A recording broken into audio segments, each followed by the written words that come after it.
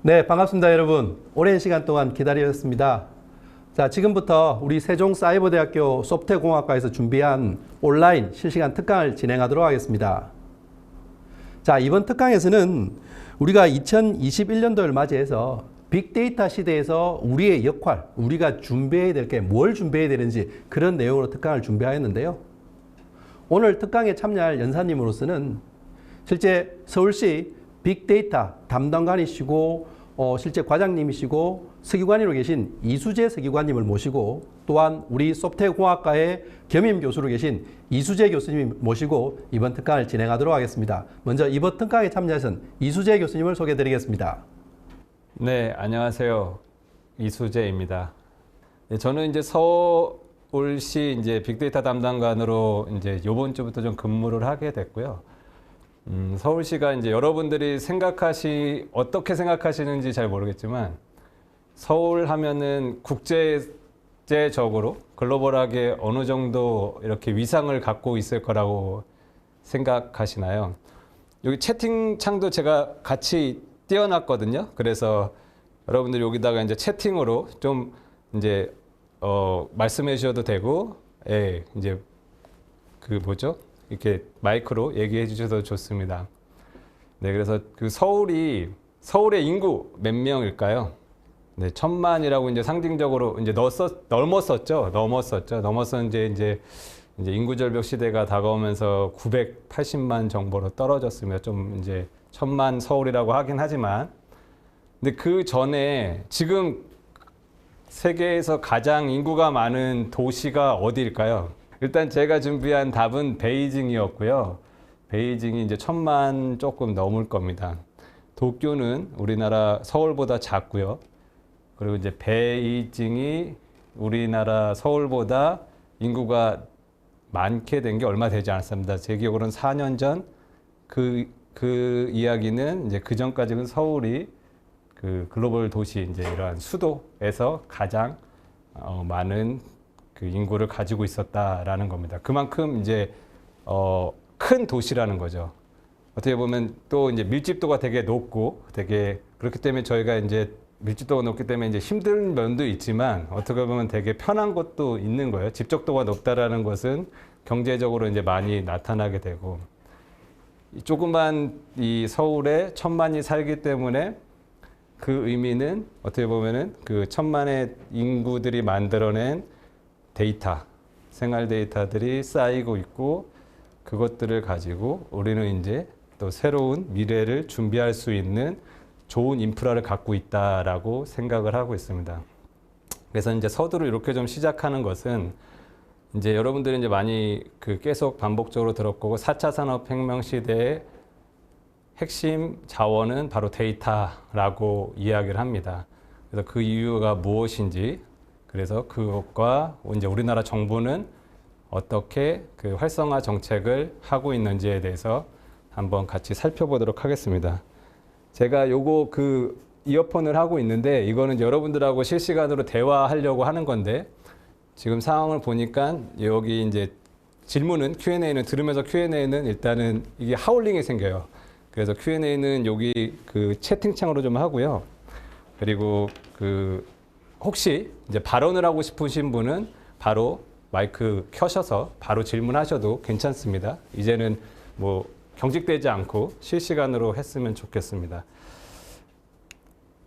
빅데이터 시대라고 합니다. 저도 이제 세종사이버대학교에서 여러분들하고 이제 빅데이터 분석 과목을 공부를 하고 있고요. 그리고 또 서울시에서 빅데이터 정책을 이제 고민을 하게 되었습니다.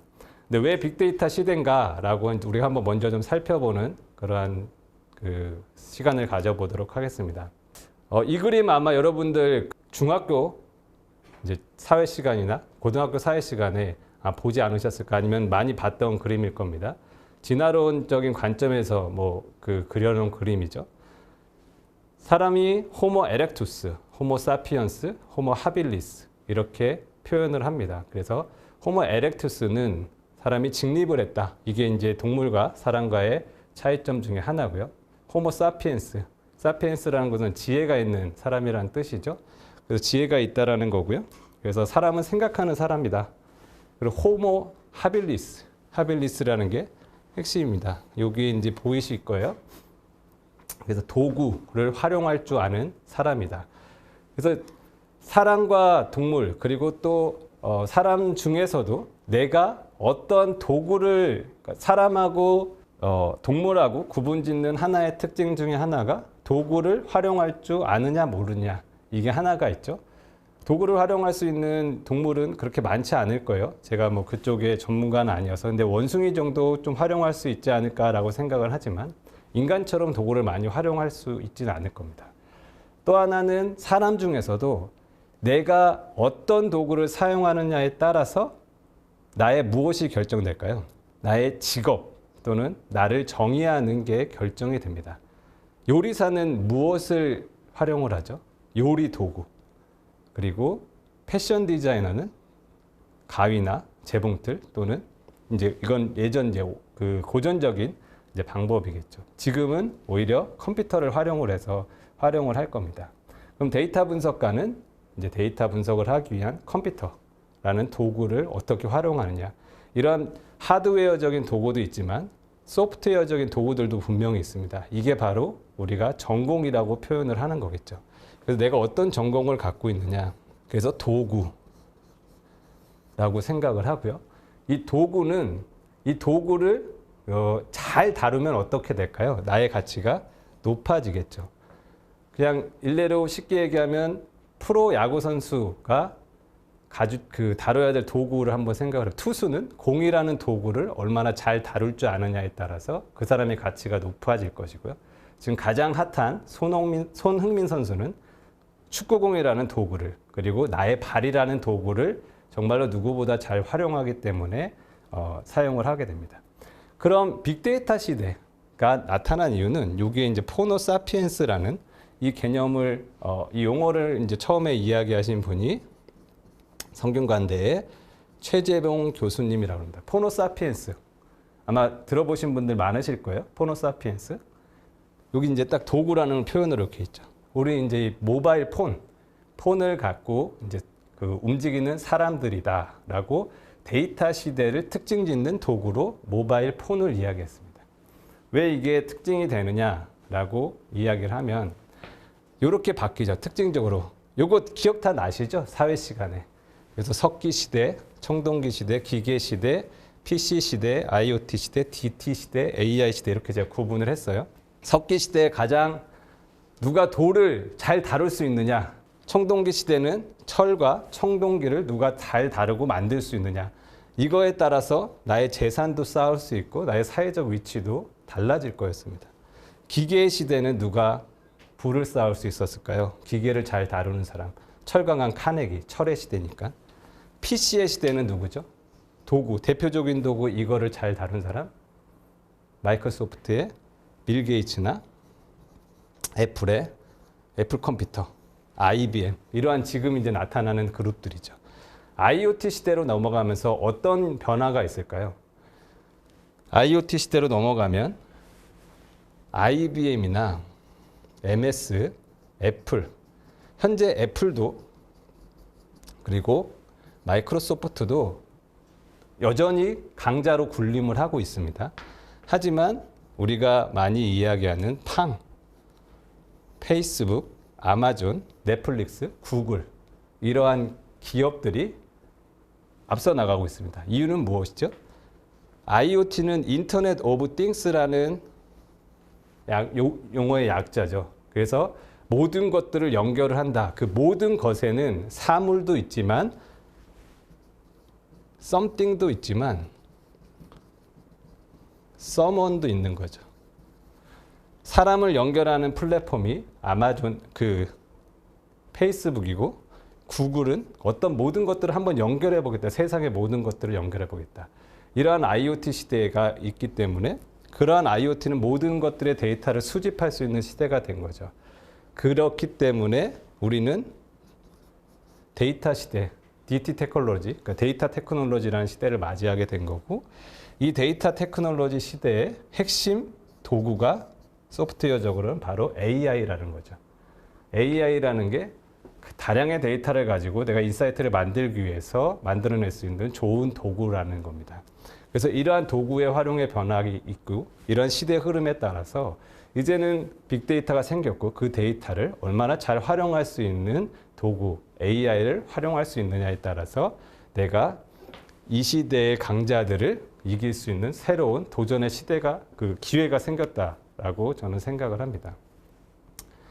그럼 지금 얼굴을 보여주신 분들은 제 생각에는 이 응답하라 1998 정도에 태어나셨거나 이 이후에 태어나셨거나 그러셨을 것 같다는 생각이 드는데 그렇다면 IT 시대보다는 오히려 DT 세대 쪽에 가까우신 분들이에요. 이미 모바일 환경, 아까 얘기한 포노 사피엔스, 모바일부터 시작했고 저는 이 시대부터 시작을 했겠죠.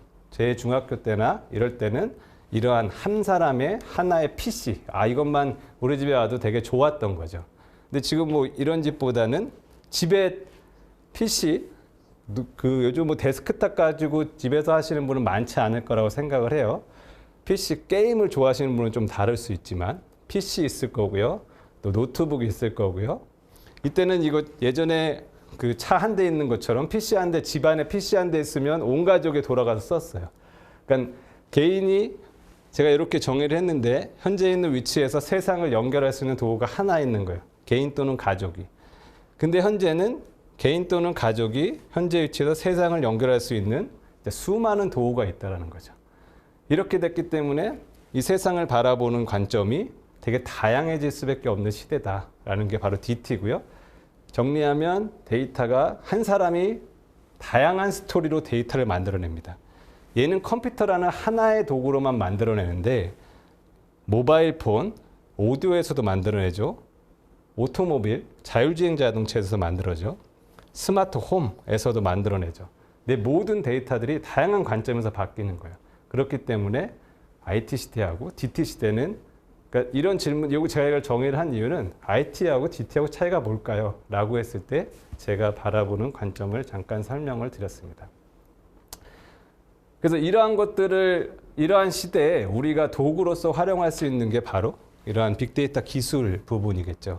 그래서 이 세종사이버대가 이러한 부분들을 되게 잘 활용을 하고 계신 것 같아요.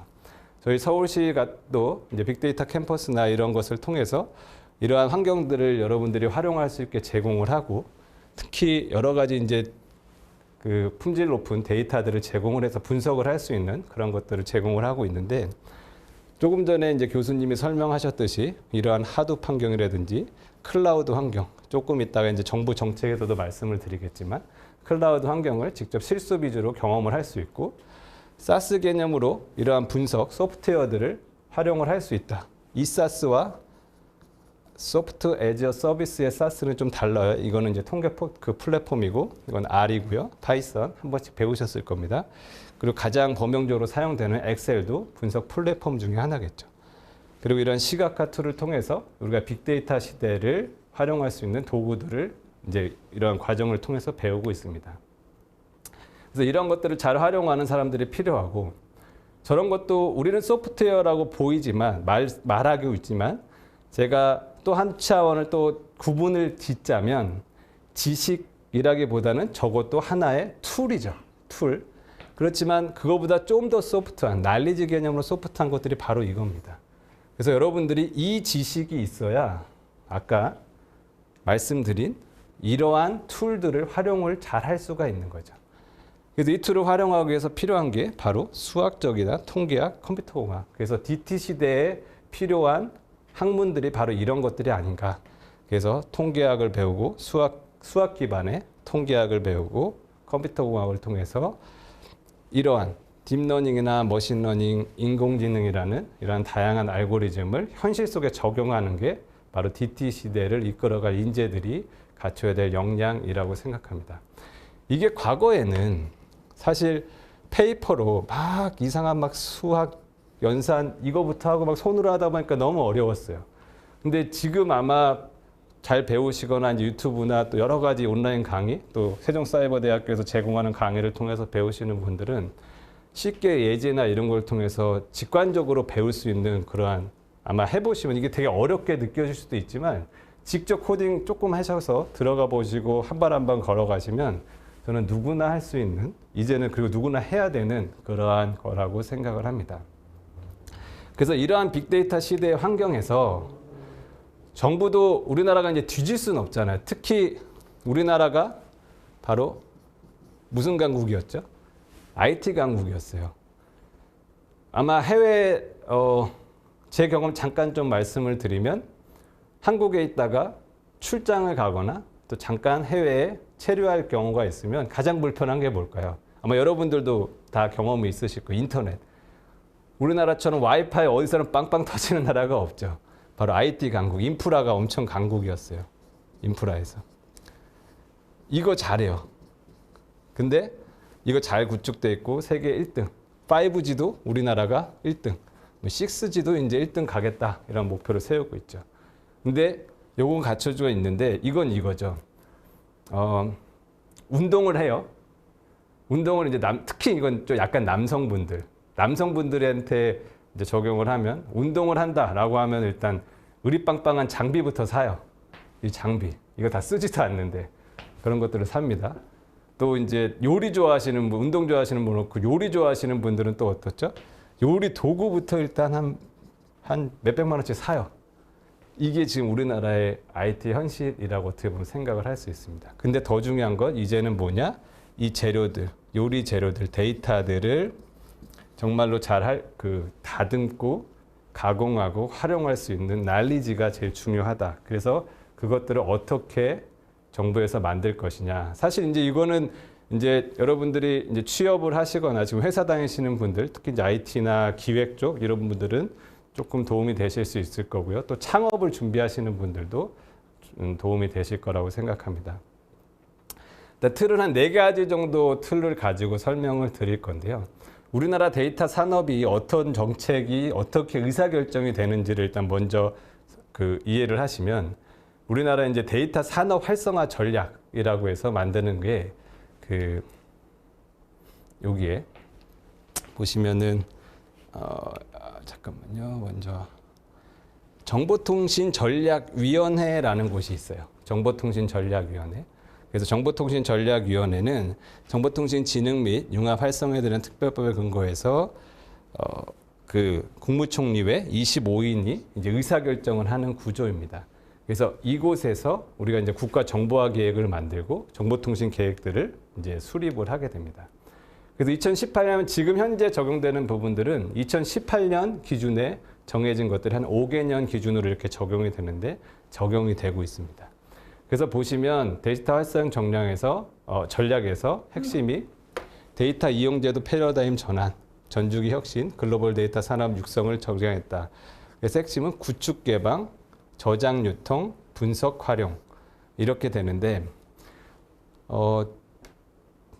그래도 얼굴 보이시는 우리 박창원 학우님과 황슬기 학우님께 여쭤보면 구축 개방은 여러분들이 아시는 그 기술이나 그 정책 중에 어떠한 게 영향이 될까요? 구축 개방. 다른 분들도 답변 주셔도 돼요. 구축 개방. 저장 유통, 분석 활용. 객관식으로 잠깐 돌리겠습니다. 데이터 수집, 데이터 처리, 데이터 분석. 이러기 한다면 구축 개방은 어디일까요? 네, 데이터 수집 쪽이겠죠. 그리고 저장 유통은 데이터 처리, 그리고 분석 활용은 데이터 분석이라고 하고요. 이게 데이터 수집을 하려면 우리가 정부에서 이 얘기 아마 많이 들어보셨을 텐데 데이터 댐을 구축을 하겠다. 또는 AI 학습 데이터를 구축을 하겠다. 이러한 것들이 이제 정부의 확산 전략입니다. 그것들이 나오기 위해서 그러면 지금 시스템적으로 이제 많이 하는데 현재 IT 여기 혹시 회사 다니시는 분들 많이 계시죠? 민간 쪽에서는 이제 클라우드 이용을 많이 이제 하고 있고요. 특히 이제 지금 외국계 다니신다니까 외국계 회사들은 클라우드 이용을 많이 하고 있습니다. 그 이유는 뭐 간단하죠. 회사에 컴퓨터 여러 개 놔두고 하드웨어 많이 쌓아놓고 목표는 잡아놨지만 실제 사용하는 게 적은 거죠. 이거 넓게 놓으면은 또 이제 그 사용하기 위한 인력도 또 투자를 해야 되고 그 투자 비용 대비 효과가 떨어지기 때문에 그러면 공체적으로 만들 수 있는 클라우드 환경에 같이 쓰자. 어떻게 보면은 이게 다른 표현으로 하면 클라우드를 공유 경제라고도 할 수 있겠죠. 그래서 공유 경제라고도 할 수 있고 공유 경제를 뭐 쏘카나 뭐 그린카 이렇게 해서 차 같이 활용하자 뭐 이런 것들이 될 수 있겠습니다. 그래서 공유 주차장 같은 개념의 클라우드를 확산할 것이다. 클라우드 확산에 이제 정부가 왜 정책을 만들었는지 한번 또 살펴보도록 하고요. 일단 구축 개방, 저장 유통, 분석 활용 이러한 세 가지 꼭지로 이제 그 잡아놨고 세부 과제들 한번 좀 살펴보면 제가 몇 번 한 2번 정도 여기서 했었는데 마이데이터라는 게 첫 번째 과제 중에 하나입니다. 그리고 실제로 올해부터 금융권 중심으로는 마이데이터가 많이 그 시스템화가 됐고요. 내년도에는 이제 공공 부분으로 마이데이터 확산이 일어나게 됩니다. 제가 생각하니까 저는 이제 의견은 다 다를 수 있다고 생각해요. 근데 현재 금융에서 마이데이터를 했다라고 하지만 기존의 서비스 프로세스하고 차이는 없어요. 근데 편해진 건 뭐냐면 내 금융 정보를 모든 은행들하고 공유를 할 수 있는 그러한 시스템이 이제 구축이 되어 있어요. 맞죠? 그래서 이제 내가 A라는 은행의 주은행에 사용하고 있는데 B은행의 것들을 갖고 올 수 있죠. 그래서 바로 누르면 갖고 올 수가 있고 그걸 갖고 와서 이제 거래를 할 수가 있는 그 시스템이 됩니다. 근데 궁극적인 마이데이터의 골은 내 데이터의 현황을 내 PDS라는 지갑에서 한 번에 보고 이것들을 내가 컨트롤할 수 있는 이런 어떻게 보면 컨트롤 박스 같은 개념이 나한테 주어질 때 마이데이터가 적용이 됩니다. 이게 가장 좀 잘 되는 부분이 잘 된다기보다는 이거는 서비스 자체가 언제 이렇게 되는 거예요. 공공 부분에서 채팅으로 물어볼게요. 네, 맞습니다. 임지훈님 얘기하신 것처럼 민원24 다 사용해 보셨죠? 민원24. 민원24. 이제 주민등록이나 이렇게 일반적인 내 개인 행정서류 뽑을 때 그 주민센터 잘 안 가시죠? 이제 그냥 그 자리에서 아직도 주민센터 가시는 분도 많으시긴 하겠지만 아마 이제 지금은 많이 뽑습니다. 근데 거기는 내 데이터를 누가 뭐 달라 이러진 않아요. 못해요. 내 데이터를 내가 뽑을 수 있는 현재 환경은 돼 있어요. 그리고 아마 모바일로 민원24 사용해 보신 분 세 분 중에는 아직 없나요? 네, 모바일로 사용해 보시거나 아니면 혹시 있으신 분 있으세요? 목표 자체가 이렇습니다. 내 데이터를 내 주민등록 등본을 우리 항상 맨날 뛰어다가 어딘가 줘야 되잖아요. 근데 여기서 뽑는 데까지는 이미 완성이 됐어. 근데 여기로 가는데 내 손이나 우편으로 현재 줘야 돼요. 그것들을 이제는 디지털로 다 연결하자. 이게 궁극적인 공공 마이데이터의 첫 번째 목표입니다. 그래서 그렇게 됐을 때 내 컨트롤을 내 데이터를 내가 하겠다. 그리고 받아오는 것도 거기 있는 행정정보 저한테 주세요 라고 내가 요청할 수 있는 데이터 청구권 같은 개념의 서비스들을 진행하겠다가 마이데이터고요. 빅데이터 시대에서 핵심적으로 또 해야 될 게 개인 식별입니다. 개인 식별. 개인 식별 조치 등을 하는데 개인 식별 여기서 비식별화 부분 좀 회사에서 관심 있으신 분들 있으신가요? 네. 다 없으시구나. 비식별화라고 하면 뭐 단어 표현 속에서 여러분들이 다 아시겠지만 개인정보가 유통되면 안 되잖아요. 개인정보가 유통되면 안 되기 때문에 예를 들면 황슬기라고 한다면 황슬기를 황XX라고 하는 게 바로 그냥 쉽게 이야기하는 비식별화입니다. 그리고 주민등록 등본을 1, 2, 3, 4, 5, 6, 6자리가 있다고 한다면 얘를 세 자리를 XXX로 처리하겠다. 이런 것들이 비식별한 겁니다. 그래서 뭐 크게 뭐 어렵다기보다는 그럼 이러한 단계들을 몇 단계로 나눠서 할 것이냐. 그래서 비식별화 단계가 있고요. 그래서 K, L 이러한 기준으로 해서 K3, 뭐 L3 뭐 이렇게 해서 단계를 나눠서 비식별화를 처리를 합니다. 그래서 이러한 것들은 이제 현재 비식별화 개인정보 처리 전문기관이라고 해서 이러한 비식별화 전문기관들의 비즈니스들이 일어나고 있습니다. 그 다음에 이제 정부에서 진행을 하는 것들이 바로 AI 4차 산업혁명의 AI 데이터 전방위 구축, 그리고 오픈 데이터, 클라우드 기반 데이터 거래, 유통을 한 양질의 데이터 유통 구축, 빅데이터를 통한 사회 문제, 그리고 글로벌 데이터 산업 육성 기반, 그래서 빅데이터 관련 성도 기술 조기 확보, 미래 수요 대응 전문 인력 확충, 이러한 것들을 이제 추진을 하고 있습니다. 이러한 특히 이제 과기부랑 금융위 행안부 위주로 많이 좀 진행이 되고 있고요. 그래서 이런 활성화 전략을 통해서 이러한 지능화로 함께 잘 사는 대한민국이다라는 목표로 활용을 하고 있습니다. 하나씩 좀 살펴보면 6차 국가 정보화 기능 그 계획에서 살펴보면 공공부문의 지능화 기반 구축, 그리고 국민체험 기반 행복 서비스, 그리고 지속 가능한 안전체계 확립, 그리고 살고 싶은 지역 생활 기반 이렇게 되는데 뭐 되게 선언적인 얘기죠. 되게 선언적인 얘기인데 실제적으로 들어가면 스마트 시티, 스마트 빌리지 이게 실제적으로 구현되는 모습입니다. 그래서 스마트 시티나 스마트 빌리지라는 사업들이 아마 회사에서 하시는 분들도 있을 거라고 생각을 하고요. 서울시도 이제 스마트 도시라고 해서 그 위고라는 그러한 그 단체에서 세계 스마트 시티 순위를 매깁니다. 그래서 서울 같은 경우에도 항상 상위권에 있고요. 올해는 싱가포르가 이제 스마트 시티 1위를 좀 차지를 한 걸로 지금 발표가 났습니다. 그래서 이러한 스마트 시티가 이제 핵심적인 행정에서 지금 진행하는 사업들로 나오고 있고요. 그래서 회사에서도 비즈니스 찾으실 때 아니면 여러분들도 어떠한 신규 비즈니스나 어떠한 부분들이 앞으로 바뀔 것이냐 그럼 스마트 시티라는 컨텐츠를 한번 찾아보시면 좋을 것 같습니다. 그리고 디지털 혁신으로 성장 동력을 발굴한다라고 했을 때 데이터 경제 활성화가 이제 핵심적인 사업이고 지능화 기반 산업 혁신 여기서 몇 가지 살펴보면 데이터 구축과 개방이라고 하는데요. 그래서 정부가 AI에서 핵심적으로 그러니까 AI를 활용하기 위해서 먼저 수집해야 될 것들이 바로 데이터입니다. 그래서 데이터를 양질의 데이터를 많이 구축하자라는 게 1차 목표고요.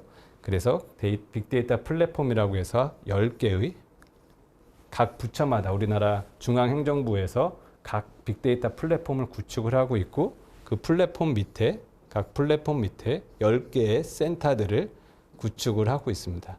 그러니까 10 곱하기 10이니까 센터는 100개 정도가 되겠죠. 그래서 100개의 센터에서는 앞으로 각 분야별의 데이터들을 제공을 해줄 거고요. 그것들을 활용을 해서 여러 가지 창업이나 이런 것들을 도모를 하겠다는 게 디지털 혁신으로의 성장 동력 발굴의 핵심 내용입니다. 그리고 지능화 기반 산업 혁신은 지금 상암동에 자율주행 자동차 테스트 베드가 있죠. 그래서 어저께 이제 뉴스가 난 걸로 기억을 하는데요. 이제 여러분들이 이것도 이제 세대 차이가 있어서 그 제트라는 그 드라마가 있었습니다. 미국 드라마였고 딱 그 자율주행 자동차 80년대 초반이었고요. 그 자율주행 자동차의 어떻게 보면은 모습이었어요. 미래 모습을 그린 드라마인데 딱 부르면은 자동차가 자동으로 이렇게 주차를 하고 나한테 와요. 이게 이제 어저께 구현이 된 거죠. 그래서 구현된 모습을 보면 여기 주차장에 사람은 내리고 이렇게 차가 자동으로 하고 사람은 그냥 지나가는 모습을 찾아보시면 보실 수가 있습니다. 그래서 자율주행 자동차나 뭐 드론 같은 경우에는 이제 중국이 가장 앞서 있는 부분이긴 하지만 드론, 핀테크 등의 산업 등을 통해서 우리가 경제를 육성을 하겠다라는 목표를 가지고 있습니다. 그럼 이러한 것들을 하기 위해서는 이제 우리가 정보사회 조성에 위해서 사람이 필요한데 그래서 디지털 인재 양성, 디지털 포용, 문화 창달 뭐 이렇게 목표를 잡고 하고 있는데 이게 바로 그런 거예요. 이 디지털 양성 학위에서 가장 먼저 나온 게 뭐죠? 이겁니다. 그래서 AI 대학원 설립이 됐고요. 이렇게 이제 그 세종사이버대 컴퓨터공학과처럼 앞서 나가는 대학들이 생기게 된 겁니다.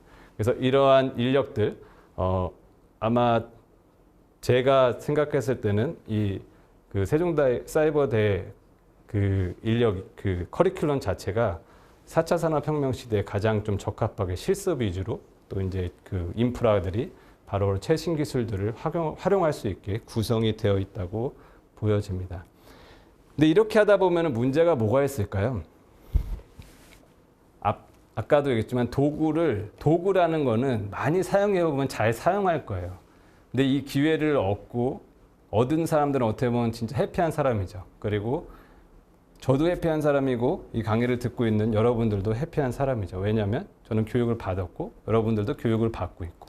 그런데 그렇지 못한 사람들도 분명히 있습니다. 근데서 정부가 하려고 하는 게 바로 디지털 포용 정책입니다. 그래서 디지털 포용 정책을 통해서 기기가 없는 사람들한테는 기기를 제공을 하고 그래서 교육을 시켜주고 뭐 이러한 것들을 진행을 합니다. 그래서 사회적 기업이나 이런 부분들을 고려하고 계신 분들은 이러한 디지털 포용 정책 부분에서 여러분들이 기회를 또 잡으실 수 있을 거라고 생각을 합니다. 이렇게 데이터들이 많이 오픈이 되면 문제가 되는 게 뭘까요? 네, 바로 신뢰라는 거죠. 신뢰는 우리 IT 용어로 얘기하면 안보가 되겠죠. 그래서 인프라가 구축이 됐을 때 필요한 게 무엇일까? 네트워크 품질을 잘 활용을 해야 될 거고요. 또 인프라도 우리가 이때 2018년이었죠. 이게 나온 게. 그리고 5G 세계 상용화 최초가 2019년이었으니까 어쨌든 목표 달성을 했어요. 정부에서 목표 달성을 했었고, 그리고 또 6기가도 1위 하겠다라고 했고요. 또 목표로 양자암호 통신 도입을 하겠다라고 하는 겁니다. 그래서 요게 이제 나중에 중요해지는 이유가 제가 생각했을 때는 이제는 이 IoT망이라는 것들이 생깁니다. 기존의 통신 시설보다 더 많은 IoT라는 것은 진짜 수많은 우리가 셀 수 없는 그러한 양들을 데이터를 수집을 해야 되잖아요. IoT라고 이제 넣었을 때는 어떻게 보면 초단위의 데이터들이 계속 들어올 텐데 그것들을 어떻게 받아들이고 보안을 할 것이냐 이런 것들이 이제 보안 쪽에서 중요한 이야기들로 나옵니다. 그래서 이렇게 보시면 목표를 세운 것들은 분명히 정부에서 투자를 하고 분명히 사업 기회가 생긴다라는 거 기억을 해주시면 좋을 것 같고요. 두 번째로 같이 살펴볼 게 바로 클라우드 컴퓨팅 실행 전략입니다. 그래서 우리나라가 클라우드 쪽에서는 되게 지금 많이 뒤처져 있다고 판단이 됩니다. 우리나라 앞서가는 기업이지만 네이버와 KT에서 앞서서 이제 클라우드 서비스들을 제공을 하고 있지만 이때 이제 2018년도까지만 해도 지금 좀 많이 이제 앞서 왔죠. 클라우드라는 개념이 사실은 이제 처음에 이러한 IT 인프라 투자는 공공 쪽에서 많이 이제 추진이 되는데 공공에서 많이 이제 죽어 있었던 거죠. 그래서 이러한 목표를 세워서 이러한 데이터 센터들, 기술 공급 및 단체들 이게 바로 데이터댐 만드는 사업이에요. 데이터댐 만드는 사업을 기존에는 사일로 방식, 그러니까 각 센터마다 다 이제 만들었어요. 그러면은 이렇게 되면은 좋은 게 어디 업체일까요? 하드웨어 업체요. 하드웨어 업체. 왜냐면은 이거 3개 놓으면은 뭐 요 정도 한 10%씩 쓰고 나머지는 뭐 사실은 안 쓰는 경우가 많이 있잖아요. 그러니까 하드웨어는 어쨌든 센터가 10개면 30개가 들어가는데 클라우드를 하면 우리가 유동적으로 운영 정책을 만들어서 운영하는 거에 따라서 달라지겠죠. 근데 여기서 이제 공공에서 고민이 됐던 거는 공공의 데이터들의 오픈이 됐을 때 보안 문제를 어떻게 할 것이냐.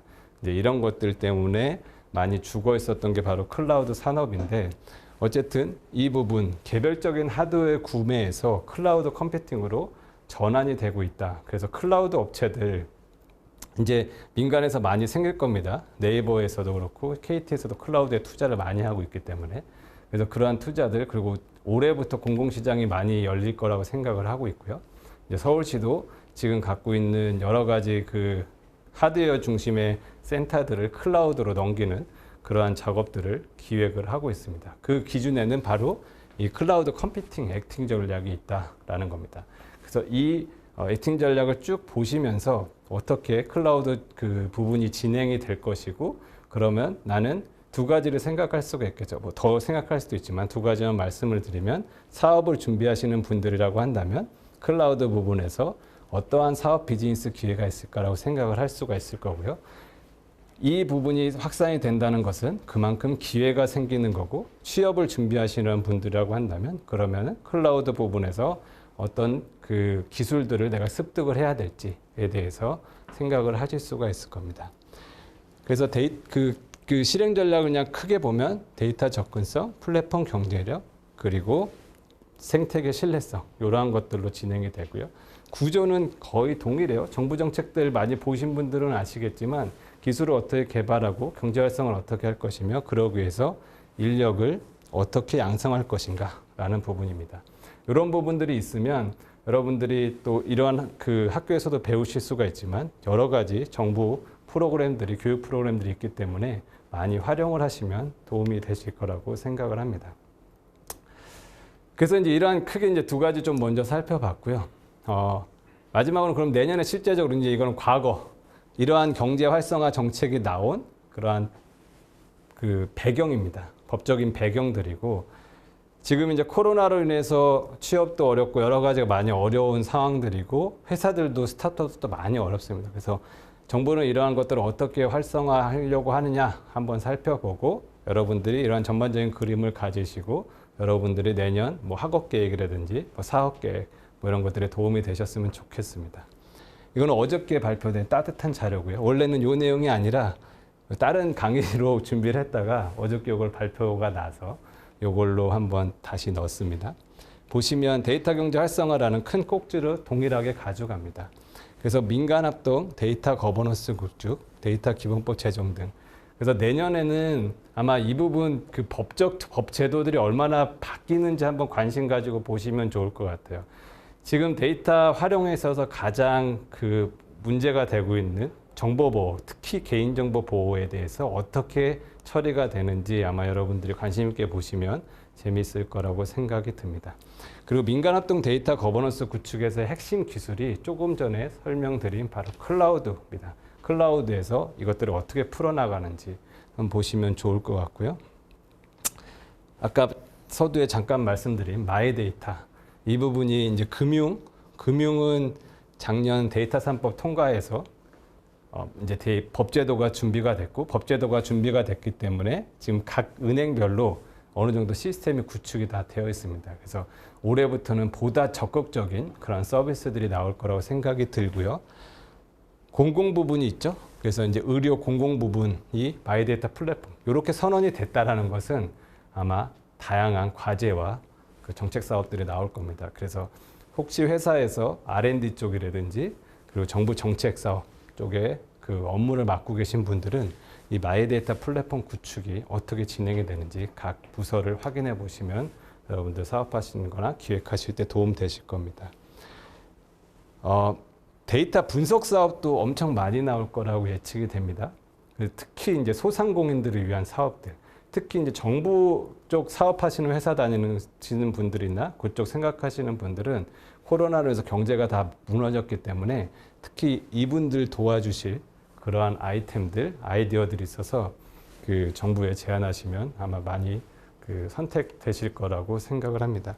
기술적으로는 뭐 확산 가속화와 6G, 이 부분은 제가 뭐 전문은 아니어서 더 구체적으로 설명은 못 드리고 이런 것들이 있을 거라고 어저께 공개가 됐고요. 그래서 구체적으로는 이 자료 한번 쭉 보시면서 각 부처 들어가셔서 한번 그 확인해 보시면 좋을 것 같습니다. 여기서 발표된 것은 데이터 기본법에 정리하면 데이터 기본법이 어떻게 바뀔 것인가, 요거 관심 있게 보시고 마이데이터가 어떻게 바뀔 것인가, 요거 보시면 좋을 것 같습니다. 다음으로는 이제 AI 활용 기반 그리고 전사업 AI 융합 확산이라고 되어 있는데요. 다음에 키워드가 비대면이에요. 지금 우리 비대면이죠. 이 솔루션 하는 회사들 올해 대박 터졌죠. 이거 말고도 아마 여러분들 많은 아이디어가 있을 거예요. 비대면을 가지고 저 같은 사람한테 이거 이제 강의하는데 이렇게 막 이거 보면은 되게 다 비디오 꺼놓으시고 그럼 여기서 근데 켜놓기도 그렇잖아요. 지금 저한테 되게 고마우신 박창원님과 황생기님은 이렇게 얼굴을 표현해 주고 계신데 계속 보고 있기도 저도 이제 회의할 때 보면 되게 불편해요. 그럼 이거를 되게 서비스화 할 수 있는 아바타 사업들 분명 있을 수 있을 거고요. 그러한 신규 비즈니스들 사업들 아마 있을 겁니다. 그래서 비대면 관련된 여러 가지 서비스들이 아마 그러한 공모라든지 사업들이 분명 나올 거고 SOC 사업 관점에서는 ITS라는 것들이 있습니다. CITS, 교통 쪽에 있는 건데 이러한 사업들이 많이 나올 거라고 예측이 됩니다. 위에를 말씀을 드리면 아까 얘기 드린 것처럼 데이터 댐이 구축이 됐어요. 이제 정부에서 그동안 아마 같이 해보신 분들 있겠지만 AI 사업하면 일단 AI 넣으면 다 채택이 됐습니다. 근데 이제는 제대로 안 하면 안 돼요. 그래서 이제 그러한 부분들이 적용되고 이제 확산되고 어떻게 될 것인지 투자되는 부분으로 내년도가 예측이 됩니다. 그런 것들이 나온 거고요. 이런 것들처럼 특히 이제 돌봄 로봇 시장 아마 비대면 쪽에서 많이 활성화될 거라고 예상이 되고 아까 말씀드린 대로 ITS 지능형 교통체계 이러한 SOC 사업들도 많이 추진될 거라고 생각이 됩니다. 그래서 이러한 쪽에 관심 이미 그 회사에서 하고 계시거나 하신 분들은 좀 더 딥하게 법적으로 한번 보시면 좋을 것 같고 신규 사업 찾으시는 분들은 이런 쪽으로 한번 관심 있게 보시면 여러분들이 기회를 찾을 수 있지 않을까라고 생각을 합니다. 네, 지금까지 그 데이터 중심의 그 시대와 그리고 이 시대에 맞는 정부가 정책들을 어떻게 꾸렸는지에 대해서 간단하게 좀 설명을 드렸습니다. 들어주셔서 감사하고요. 일단 먼저 인사드리겠습니다. 네, 뭐 지금까지 우리 이수재 세관님 말씀 많이 주셨습니다. 뭐 저는 사실은 제가 반대로 이수재 세관님한테 질문을 좀 드리고 싶은데요. 오늘 주제가 상당하게 다양하게 맞는 정부기관들이 이제 빅데이터라고 부르는 데이터를 공개하는 걸 알고 있습니다. 실제 데이터를 공개하면서 실제 그 데이터에 대한 뭐 품질 관리를 가지고 이제 경영 평가에도 반영하고 있지만 실제 무례한인 우리 하구님뿐만 아니라 저를 포함해서 이 수없이 많이 존재하는 이 빅데이터를 뭘 활용하면 새로운 우리가 비즈니스를 효과를 누릴 수 있을 것인가. 도처에 데이터는 많으니까요. 그 많은 데이터를 좀 더 손쉽게 활용하기 위한 방법 혹은 도구 혹은 매뉴얼 같은 것을 우리가 얻고자 한다면 혹시 어디서 얻을 수 있는지 이수재 선생님한테 말씀 여쭈도록 하겠습니다. 일단은 지금 그동안 데이터댐을 구축하면서 양적으로 많은 성장을 해왔습니다. 그래서 지금 교수님께서 질문하신 것처럼 그런데 모아놨는데 이제 어떻게 할 거냐라는 게 이제 올해부터의 화두가 될 것이고 지금까지의 그 기초적인 사례들을 가지고 서울시를 기준으로 좀 말씀을 드리면 저희 같은 경우는 이제 빅데이터 캠퍼스에 이제 한 2만여 종의 데이터들이 있습니다. 너무 많으니까 어떻게 사용할지 몰라요. 저도 이제 사용하던 것만 사용을 하게 되죠. 근데 누군가는 사용 사례들이 있고 수많은 공모전들을 통해서 사용 사례들이 있습니다.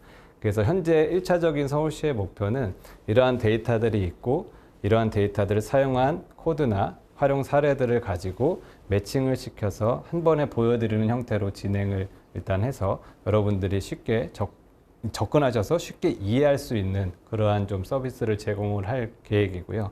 두 번째로는 신규 데이터들이 나오게 되면 이것을 가지고 사실 이제 비즈니스를 어떻게 할 것이냐 이거는 제가 답을 드릴 수도 없고 누구도 답을 드릴 수는 없습니다. 예를 들면은 그 데이터가 새로운 데이터가 나왔는데 이거 그냥 보면은 어떤 사람이 보면 그냥 동일한 그 돌이지만 어떤 사람이 보면 이건 돌이어도 어떤 사람이 보면 이거는 황금일 수도 있는 거니까요. 제가 돌 쪽에 그 용어가 생각이 안 나서 그러는데 돌도 흘러가는 굴도 그게 비싼 돌이 있더라고요.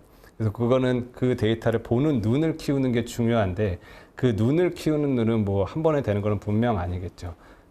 답을 조금 세종사이버대에 맞춰서 드린다면 세종사이버대 컴퓨터공학과의 커리큘럼을 일단 수강하시면 그러한 눈들이 생길 거라고 생각을 합니다.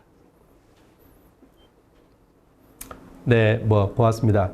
어차피 우리 이수재 세관님이 우리 소프트웨어공학과의 빅데이터 이해 활용뿐만 아니라 빅데이터의 처리 그리고 딥러닝이라는 교과까지 함께 현재 수업에 운영하고 계십니다. 그래서 저도 우리 이수재 선생님 말씀하시는 강의 내용을 조금 듣고 있는데요. 사실은 조금 아직까지도 어렵고 방대하고 폭넓은 강의가 이루어지고 있더라고요. 하지만 그런 내용들은 우리가 점차적으로 유재생안이 말씀 주신 바와 마찬가지처럼 우리의 그런 능력을 좀 더 자연스럽게 키울 수 있는 그런 부분이라고 생각하는 부분입니다. 자, 지금까지 우리 늦은 시간이지만 우리 빅데이터 처리에 관련된 여러 가지 내용을 이야기해 주신 이수재 서기관님의 특강을 이것으로서 마치도록 하겠습니다. 지금까지 참여해 주신 여러분 수고 많으셨습니다.